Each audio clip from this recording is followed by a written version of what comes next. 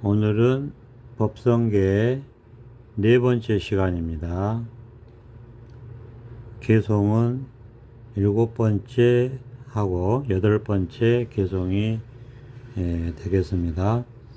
일곱 번째 개송은 일중일체 다중일이고 여덟 번째 개송은 일즉일체 다즉일 이렇게 되는데, 뜻은 이제 뜻풀이는 그렇죠. 일중일체 다중일은 하나 속에 일체가 있고 다중 여러 속에 하나가 있다 이런 뜻이고요. 일중 하나 속에 일체가 있고 다중 여러 속에 하나가 있다. 그래서 일중일체 다중일 이렇게 일곱 글자식으로 되어 있어요. 그 다음에 이제 여덟 번째 개송이 일즉일체, 하나가 곧 일체요. 그 다음에 다즉일, 여럿이 곧 하나로다. 그러니까 일즉일체, 하나가 곧 일체고, 다즉일, 여럿이 곧 하나다. 이렇게 이제 되어 있습니다. 그럼 이것도 이제 이 법성, 그러니까 법의 성품, 그냥 이것이죠. 그냥 이거, 자기 마음 바탕, 그냥 이거, 이 법의 성품을, 그냥 이야기한 겁니다. 법의 성품에 이런 측면이 있다. 그러니까 이제 이것은 그 가지수의 측면을 얘기한 거죠. 가지수. 그러니까 우리가 이 여러 가지 측면에서 이제 법의 성품을 얘기하고 있는데, 이번에는 그러니까 우리가 이제 분별, 하나, 둘, 셋, 넷 이렇게 이제 분별하잖아요. 또는 뭐 여러 가지 이 가지수를 얘기할 수 있죠. 세속에서 여러 가지 가지수를 얘기할 수 있죠. 그런 것처럼 이 법의 성품도 우리가 이 가지수의 측면에서 법의 성품을 이야기했다. 이렇게 얘기할 수 있죠. 그러니까 일중일체니까 하나 속에 여럿이 있고 하나 속에 여럿이 있다. 이렇게 얘기했는데, 이걸 우리가 분별로서는 이해할 수 없습니다. 어떻게 하나 속에 여러 개가 있냐. 이렇게 분별로서는 이해할 수 없고, 그 다음에 이거를 과학적인 사실이나 과학적인 지식이나 과학적인 현상으로 얘기하면 안 됩니다. 그건 분별이에요. 근데 법의 성품은 그런 게 아니고, 이 자리를 딱 깨달아 들어왔잖아요. 그러면 온갖 것이 이렇게 다 여러 개가 이렇게 다 있잖아요. 온갖 것이 이렇게 여러 개가 있는데 그런 게 없다 이거예요. 그러니까 또 이렇게 보면은 그냥 이것뿐인데 또 모든 것이 나타나 있고, 또 모든 것이 이렇게 나타나고 있는데 그냥 이것뿐이에요. 그러니까 이거를 분별로서 무슨 뭐 과학적인 탐구의 결과로서 밝혀놓은 어떤 현상을 가지고, 예를 들어서 뭐 어떤 물체가 있으면 거기에 뭐 원자가 있고 분자가 있고 이렇게 여러 개가 있고, 또 뭐 거기 그렇지만은 하나의 물체고, 이런 식으로 이해하면 망상 중에 망상이죠. 왜? 그 분별이잖아요. 그 분별을 얘기하는 거잖아요. 근데 여기는 그런 걸 말하는 게 아니란 말이에요. 깨달음은 분별을 벗어난 얘기를 하는 것이 이 깨달음이잖아요. 그러니까 그냥 이렇게 깨달으면 그렇다는 거예요. 자기 본 성품을 깨달으면은 그냥 이것뿐이에요.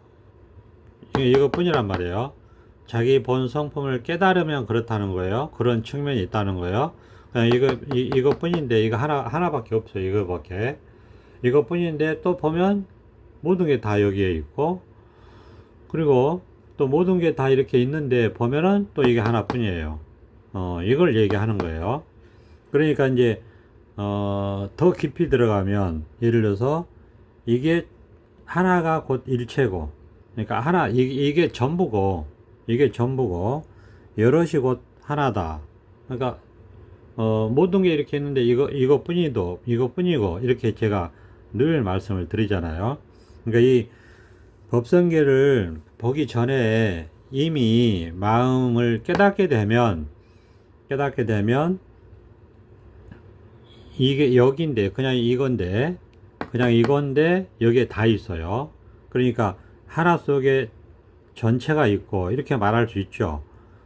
그죠? 그 다음에 이렇게 전체가 다 이렇게 드러나 있는데 그냥 이것뿐이란 말이에요. 그러니까 여러 속에 하나가 있다 이렇게 말할 수 있단 말이에요.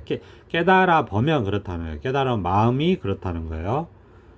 무슨 원리가 있는 게 아니란 말이에요. 과학적인 원리를 얘기하는 게 아니에요. 그러니까 그냥 이게 하나, 이게 곧 전부고, 그죠? 전부가 곧 이거란 말이에요. 이렇게 말할 수 있단 말이에요. 그래서 법성계에서 얘기하는 것처럼 일중일체 다중일, 일즉일체 다즉일 이런 식으로 표현을 뭐 그럴듯하게 우리가 이 깨달은 마음의 하나의 측면을 이런 경험이죠. 이런 성품의 경험을 이렇게 말할 수 있는 거죠. 그러면 법성계가 있는 게 아니에요. 법성계가 있는 게 아니고 그냥 이 자기 본래 마음 바탕 깨달은 마음이 있을 뿐이다. 그러면 이게 전부예요. 이게 전부. 이게 전부라는 게 그 말이죠. 이게 전부라는 게 하나가 이게 하나란 말이에요. 하나가 일체 전부라는 얘기죠. 이게 전부란 말이 그 말이잖아요. 우리는 그냥 경험을 얘기하는데 투박하게 이게 전부예요 이렇게 말하잖아요. 그럼 이거를 이런 식으로 쓸 수 있잖아요. 이게 하나고 전부예요 이게 일체잖아요. 그렇죠? 그 다음에 온천지가 이것뿐이에요 이렇게 말할 수 있잖아요. 온천지가 이것뿐이란 말이에요. 이렇게 말할 수 온천지가 일체잖아요. 일체 다잖아요. 다 그죠? 이것뿐인 게 하나란 말이에요. 일체가 하나고 하나가 전체고 이렇게 말할 수 있는 거예요. 그렇죠? 그러니까 법성계가 별거 아니란 말이에요. 그냥 자기 마음을 누구나 갖고 있는 자기 마음을 깨닫게 되면 그냥 이 경험을 이렇게 얘기할 수 있고 말주변이 없으니까 그냥 이게 전부예요 뭐 이렇게 얘기하고 온천지에 이게 다 드러나 있어요 이렇게 얘기하는데 그거를 멋있게 문학적 표현 멋있게 다듬어서 좀 품위 있게 나타내자면 이렇게 개성으로 표현할 수가 있는 거죠. 그렇지만은 이런 얘기 딱 들으면은 실제로 자기 마음을 깨달아서 이 깨달음 삶을 실제로 살고 있는 사람 이거를 진짜 경험하고 있는 사람 입장에서는 아무것도 아니죠. 그렇잖아요. 자기가 이미 나오기 전에 법성계가 나오기 전에 이미 자기가 수없이 경험한 경험의 세계란 말이에요. 그러니까 아무것도 아닌 거예요. 그냥 자기 마음을 한번 이렇게 깨달아 보면 저절로 이 성품에 이런 경험을 하는 것이고 이런 경험을 이렇게 멋지게 시적으로 표현해 볼 수 있다 이거예요. 이게 성품의 하나의 측면이죠. 그러니까 이 성품은 우리가 여러 가지 경험을 할 수 있기 때문에 여러 가지 측면에서 이야기할 수 있는 거예요. 뭐 깨달음도 그렇고 깨달음이라는 것은 생각의 꿈을 깼다 해서 그런 경험을 하니까 깨달음이라고 이름을 붙인 거고 해탈은 분별망상에서 벗어나서 자유롭고 풀려나는 그런 경험을 하니까 평상시에 늘 그런 경험을 하니까 해탈이라는 이름을 붙인 거고 그 다음에 어느 쪽에도 치우침이 없이 이렇게 살아가니까 늘 그런 경험을 하니까 중도라는 이름을 붙인 거고 그렇잖아요. 그 다음에 둘이 아니란 말이에요. 예를 들어서 그냥 온천지 하나란 말이에요. 이렇게 하나로 딱 드러나 있고 늘 이런 경험을 하니까 불이법이다 이렇게 이름을 붙인 거고 그 다음에 여기는 뭐라고 할 게 없어요. 분별할 게 없단 말이에요. 그러니까 분별심을 벗어났다 이렇게 이름을 붙인 거고, 모든 게 다 마찬가지예요. 그냥 이런 경험을 하니까 여러 가지 각도, 여러 가지 측면에서 이 깨달음을 그렇게 방편의 이름으로, 방편이라는 이름으로 그렇게 드러내고 있을 뿐이라는 거예요. 경전이. 그게 경전이 되는 거고, 조사의 어록이 되는 거고, 선지식들의 법문이 되는 거예요. 설법이 되는 거고. 모든 게 다 그래요. 색측시공 공적시색도 마찬가지예요. 그냥 자기 마음을 깨달아서 이 깨달음 세계에서 이 세계에서 살아가면 온갖 것이 눈에 다 보이는데 없어요. 그러니까 보이는 게 색이고 없는 게 공이잖아요. 그러니까 이름을 그럴듯하게 붙인 거예요. 그렇지만 딱 그렇게 일치하는 건 아니에요. 왜? 이건 분별이 없는 세계를 억지로 표현한 거기 때문에. 그렇지만은 그렇게 경험을 한단 말이에요. 그러니까 묘하다고 해서 묘법이라고 하고, 불가사의라고 하고, 알 수 없다라고 하고, 이렇게 이름을 붙이는 거예요. 이 깨달은 삶의 경험을 붙이는 거예요. 그리고 분별이 없느냐, 분별을 안 하느냐, 분별을 온통 하거든요. 분별을 온통 해요. 근데 또 없어요. 그러니까 세간이 곧 출세간이고, 세속이 곧 깨달음이다. 분별망상이 곧 번뇌가 곧 깨달음이다. 분별이 곧 분별이 없습니다. 이렇게 얘기를 막 한단 말이에요. 자기 경험을. 자기가 평상시에 그렇게 경험을 1년이고 2년이고 5년이고 10년이고 이렇게 쭉 그런 경험을 하면서 그 10년이라는 세월을 오랫동안 살아왔잖아요. 그러니까 항상 그런 걸 경험하니까 경험하면 우리는 또 분별할 수 없지만은 억지로 방편이라는 이름으로 이렇게 표현하고 싶어진단 말이에요. 그러니까 그게 자연스러운 거죠. 자연스러운 것이 법이고 도인데 도와 법이 따로 있는 게 아니니까. 그러니까 그렇게 그냥 말로 할 수 있는 거예요. 이 삶의 경험을 얘기하는 게 그렇게 얘기해 놓은 게 경전의 말씀이고, 그 다음에 조사의 어록이고, 선지식들의 설법이고 법문이고, 다 그런 거다 이겁니다. 그러니까 이 경전이 우리가 뭐 대단한 것 같지만 별거 아니에요.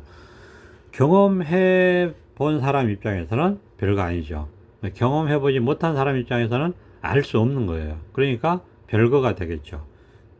그렇지만 이 자리에 살면서 경험하고 있는데 그게 무슨 큰 이야기가 아니란 말이에요. 그냥 자기 삶의 경험인데, 이 깨달음 세계에서 살아가는 것만큼, 안목이 열리는 것만큼, 경험을 하는 것만큼 말이 많아지겠죠. 그러니까 자꾸 말을 하게 되는 거고, 그렇다면 자기 경험의 이야기가 어려울 게 하나도 없는 거죠. 자기 실제 삶의 이야기인데 어려울 게 뭐가 있습니까? 자기가 지금 먹고 자고 일하고 하면서 경험하는 이야기를 하는 것 뿐이란 말이에요. 그러니까 무슨 대단한 게 아니란 말이에요.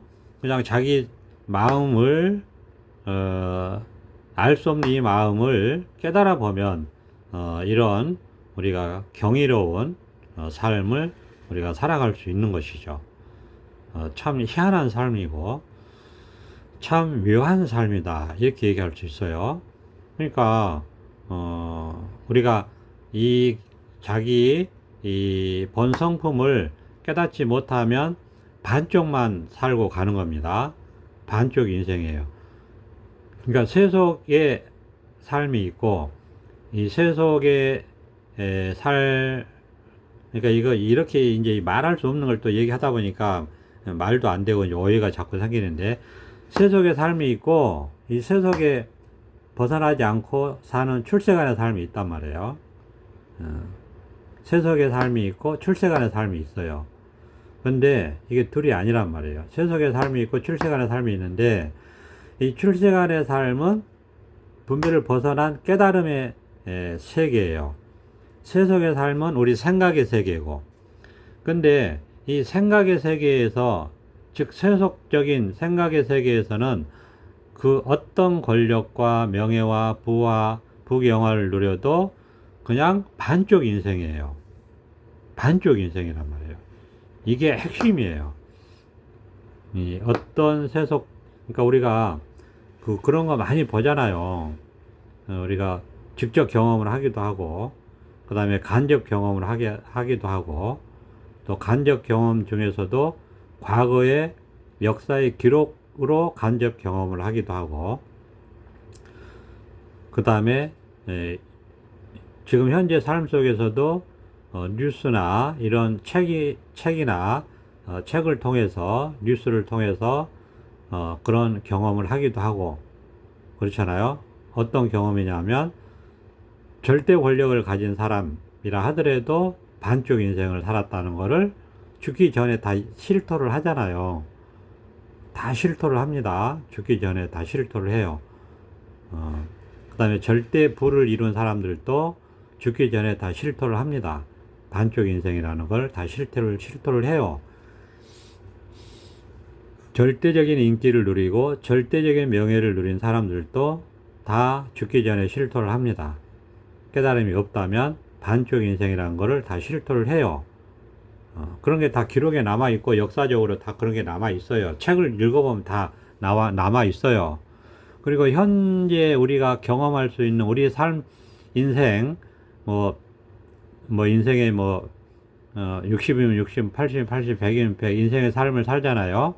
그 인생의 경험을 하면서 우리가 삶 속에서 우리가, 뉴스를 통해서 아니면 책을 통해서, 절대적인 부를 누린 사람, 절대적인 권력을 누린 사람, 절대적인 명예와 인기를 누린 사람, 절대적인 학식을 누린 사람들의 이야기들을 접해보면 반쪽 인생을 살았다라고 죽기 전에 다 실토를 하더라고요. 다 실토를 해요. 다 내가, 죽기 전에 다, 허망하구나, 인생이. 공수래 공수고, 이런 말도 있잖아요. 빈손으로 왔다가 빈손으로 가는 인생이구나. 또는 일장춘몽이구나. 일장. 꿈은 꿈인데 긴 꿈이었구나. 역시 긴 꿈이어도 꿈이었다 이거죠. 꿈속의 삶이었구나. 태조왕건이라고 우리 통일 통일 삼국을 통일한 사람이라고 얘기를 하기도 하잖아요. 그런 사람도 죽기 직전에 참 삶이 허망하다, 무상하거나 그런 말을 했다고 해요. 그러니까 이제 인생이 다 생각 속의 삶은 다 그런 겁니다. 즉 세상 한쪽만 알고 사는 삶은 다 그렇다. 알렉산더 대왕도 그랬다고 하잖아요. 관에 양손은 관 밖으로 꺼내놔라 그랬다 하잖아요. 왜 그러냐고 모르니까 나 같은 사람도 죽을 때는 빈손으로 간다는 거를 세상 사람들한테 보여주기 위해서 그랬다 하잖아요. 그러니까 반쪽 인생을 살고 가는 거예요. 그래서 그럴 수밖에 없는 게 이 세계는 두 개의 세계로 경험을 합니다. 근데 원래는 하나의 세계예요. 근데 깨닫지 못하면 반쪽 세계만 경험을 하고 깨닫게 되면 두 개의 세계를 다 경험해요. 근데 그게 또 하나의 세계예요. 그러니까 불가사의, 알 수 없고 묘하고 묘법이고 미묘법이고 그런 것입니다. 이게 이 세계의 삶이 그래서 생멸문의 삶이 있고 진여문의 삶이 있다 이렇게 얘기하는 거죠. 본질과 현상 이렇게도 얘기하고 깨달음과 중생 이렇게도 얘기하고 부처와 중생, 깨달음과 무명 이렇게도 얘기하고 하여튼 우리가 그래서 이 밝음이라고 하는 광명이라고 하는 자기 본래 성품 이거를 반드시 한번 깨달아 봐야지 온전한 삶을 맛보고서 간다. 온전한 삶을 경험하고 산다. 이렇게 말할 수 있어요. 이 깨달음, 그러니까 우리 마음이라고 하는 것을 이렇게 이 본성품을 우리가 이렇게 경험을 하면서 살아가면서 경험을 해보면 깨달아야지 경험할 수 있는 거니까 이, 이 두 개의 세계가 있어요. 참 묘하죠? 근데 말이 또 이 경험의 세계를 성품으로, 어, 이 드러난 경험의 세계를 얘기하다 보니까 두 개의 세계가 있다. 이렇게 말을 하지만 딱 그렇지 않아요. 말이 또 그런 게 아니에요. 또 맞지 않죠. 그렇지만 말하자면 그렇게 말할 수 있는데, 그러니까 이렇게 온갖 분별을 하고 생각을 하고 하는데 아무것도 없어요. 그러니까 묘하죠. 이해할 수 없죠. 생각으로 알 수 없어요. 근데 이렇게 깨달아서 자기 성품을 확인하고서 이런 삶에서 경험을 하면서 살다 보면 온갖 것이 이렇게 있는데 아무것도 없단 말이에요. 근데 또 아무것도 없는 게 아니에요. 온갖 것이 이렇게 있잖아요. 이게 또 하나예요. 둘이 아니란 말이에요. 그러니까 이제 또 묘하다, 불가사의하다 이런 말이 또 나오고 입을 다물게 되죠. 개구즉착 이런 말이 또 나오는 거예요. 입을 열었다 하면 곧바로 이게 어긋난다 이런 말이에요. 그러니까 언어도다, 말이 끊어진단 말이에요. 심행처멸, 마음 갈 길이 없어져요. 마음이 움직이지 않아요. 근데 그것이 전문이 아니에요. 이렇게 무주법이에요. 머물지 않는단 말이에요. 또 이렇게 언제나 이렇게 드러나고 활동하고 볼 거 다 보고 들을 거 다 듣고 냄새 맡을 거 다 하고 말할 거 다 하고 맛볼 거 다 하고 감촉 다 하고 분별의식 다 살아있어요. 깨어있고 늘 언제나 항상 이렇게. 그런데 그러냐? 실제는 무상이에요. 또 없어요. 아무것도 없고 생각도 없고 그냥 이래요. 그냥 이런 삶이 늘 펼쳐져요. 나도 없고 법도 없고 뭐라고 할 게 없어요. 근데 뭐라고 이렇게 또 하거든요. 정말 불가사의하고 또 묘한 거고 미묘법이에요. 그래서 그러니까 지금 또 이렇게 말을 안 하게 되는데 말을 안 해도 그럼 어두우냐? 아니에요. 이렇게 온천지에 다 깨어 있고 분명하고 그냥 이것 뿐이에요. 이럴 뿐이단 말이에요. 이럴 뿐이에요. 그냥. 그러니까 번뇌 없고 근심 걱정 없고 자유롭고 구속감이 없어 해탈감을 경험하고 늘 그렇다는 거예요. 늘. 근데 늘 그렇다고 하면 또 그러느냐? 아니에요. 또 늘 그렇지 않아요.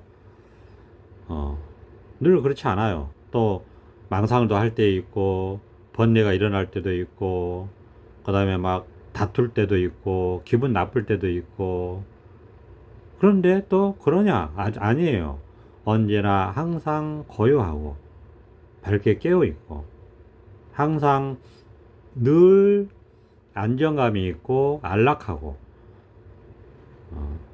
정말 편히 쉬는 자리고 고향의 부모 엄마 품속 같고 고향 같고 정말 편안하고 밝게 깨어있고 이렇게 아무 생각이 없지만 모든 것을 다 알고 보고 다 경험하고 일체 생각을 할 것 다 하고 그런데 또 보면 아무것도 없고 그런데 또 보면 모든 게 다 이렇게 펼쳐져 있고 뭐라고 할 것도 없지만 온 말을 다 할 수가 있고 뭐라고 할 것도 없지만 언제나 뭐라고 할 수 있고 그러니까 이런 경험을 언제나 하면서 살아가니까 이런 경험을 이제 학식 있는 사람들이 깨달아서 그럴듯하게 그나마 그래도 좀 문맥을 갖춰서 시적으로 표현해 놓은 것이 경전의 말씀이고 법성계고 설법이고 조사여록이고 말하자면 법인데 그렇다고 이렇게 또 법이라고 이렇게 하면 그런 게 없어요. 없단 말이에요. 그냥 이럴 뿐이에요. 늘 한결같이 이럴 뿐이다. 그렇다고 해서 또 이런 게 있느냐? 없어요. 온천지가 다 깨어 있고 다 드러나 있고 눈앞에 다 붙어 있어요. 법은 눈 속에 저장되어 있다. 법이라는 것이 온 천지에 이렇게 있는데 다 드러나 있는데 또 눈으로 쑥 들어와서 눈에 저장되어 있어요. 그러니까 정법안장이라는 말을 할 수 있어요. 왜?